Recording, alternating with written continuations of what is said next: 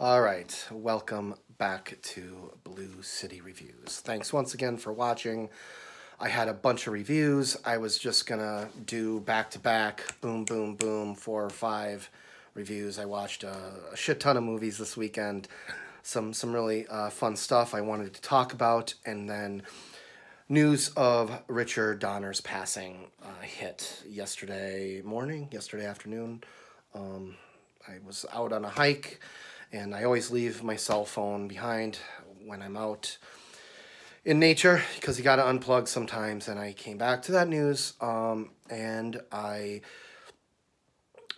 realized that a lot of my friends are probably going to be doing tribute videos about Richard Donner, and mine is not going to be nearly as good as theirs. I do this for fun.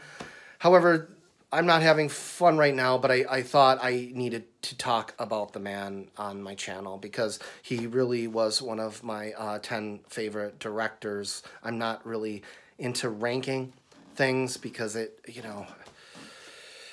life is subjective. I might like something one day and not as much the next. But I will say about Richard Donner, if you love movies and if you've watched a bunch of movies, I think it would be odd if he hadn't done something that was really special to you. The Goonies, obviously Superman, Superman 2, we now know, has his fingerprints all over it. There are people like me who were nuts about Radio Flyer. That movie meant a lot to me. I even like stuff such as like conspiracy theory. I thought that was kind of underrated in its own quirky way. Maverick, I was so on, but a lot of the stuff he did with Mel Gibson was great. Now, obviously, Gibson is cuckoo for Cocoa Puffs, but I'm going to leave that aside for now. That's not what this little video is about. I'm here to talk about Richard Donner and all of the good memories he gave me. I have many experiences with the Goonies, but one experience in particular with a group of friends when I was 17, 18. It's just one of those sort of indispensable moments in your life that you'll always take with you. Superman, again, I've seen it a bunch of times, lots of good memories there, but one viewing specifically with my grandmother Molitor, rest in peace, watched it on TV with me as a kid. She even put it on a VHS tape and I believe clipped out the commercials. I wish either I or somebody had held on to those tapes. When your relatives pass, don't throw that shit out, folks. You never know when you may want it down the road. My strongest connection to Richard Donner was always the Lethal Weapon series. I saw all of these in the theater. My father took me to part one when I was, 1987, would have been 8. And to me, all of these movies are great, but that first film, let's see right here, that first film, seeing that in the theater, it was like groundbreaking stuff, man. I had never seen that level of emotion in this kind of a buddy cop thing. It was almost like some people talk about Star Wars or like Raiders of the Lost Ark, how that kind of changed the way they viewed movies. This changed the way I viewed action movies. Now, obviously, there had been buddy cop movies. 48 Hours, Beverly Hills Cop. I've talked about it in length on the channel. I've got a review of Tango and Cash and Split Second where I discussed the buddy cop thing. But this changed the game, man. Mainly because of the chemistry between these two. It was just magic. It's magic. I remember the tagline for the sequel is the magic is back. And some people may roll their eyes, but it's true. I mean, Danny Glover and Mel Gibson in these movies create the sense of family that is pretty goddamn special.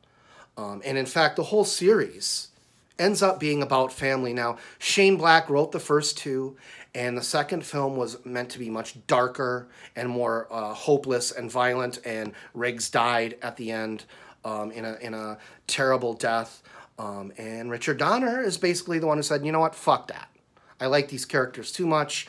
We're not going to go that direction. I'm going to go an entirely different direction. And some would say, well, he took the concept away from Shane Black. But thing is, Shane Black was not in a good place when he was writing this, and he's said so. So, you know, there are people who really like the first two, and they think these are kind of okay. 3 and 4 are okay. 3 and 4 are the most Richard Donner of the whole series because, you know, it has that sort of gee whiz, whimsical, winking at the camera, kind of Three Stooges type of humor, which I just think is fantastic. You can't do 4 movies about an ex-Vietnam vet who's mourning his wife with a gun in his mouth. Who wants to see that shit? It was hard enough the first time, you know? Why not let a little light shine in there? And I'll tell you, I think there's a silent majority of people who are very lonely on the holidays. I mean, I know people talk about it, and people mention, oh, Die Hard is a Christmas movie, but Lethal Weapon is a Christmas movie. I went through a period in my 20s and even early 30s where I was very lonely. We're talking years and years and years, like, you know, very, very cold winters. And Lethal Weapon was one of those things you could put on, all 4 of them, but the first one specifically, that really kind of tapped into that loneliness that you feel during the holidays and what happens when you don't have a family, you know.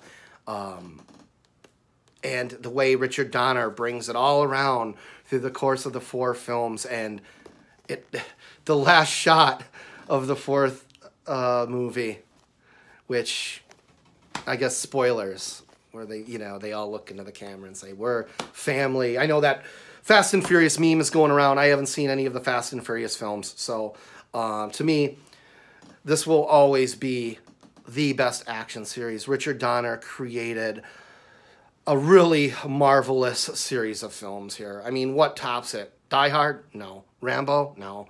I mean, I can't think of an action series that is this consistent and brings all the same people back through all 4 films. I mean, these people weren't hard up for work for, 10, 15 years there, whatever the span was that they made these in. I love the Lethal Weapon series. I'm rambling a bit, but what Richard Donner did with these films, with all of his films, but these 4 specifically, I think is so special.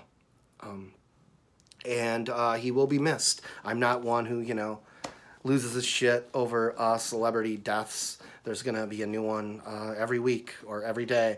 But his work mattered to a lot of people. He was a special voice out there. Lethal Weapon didn't have to turn out to be this phenomenal thing. It could have just been another buddy cop thing, but it's the Richard Donner touch, and the Richard Donner touch will be missed. Thanks once again for watching Blue City Reviews. I will talk to you soon. Peace.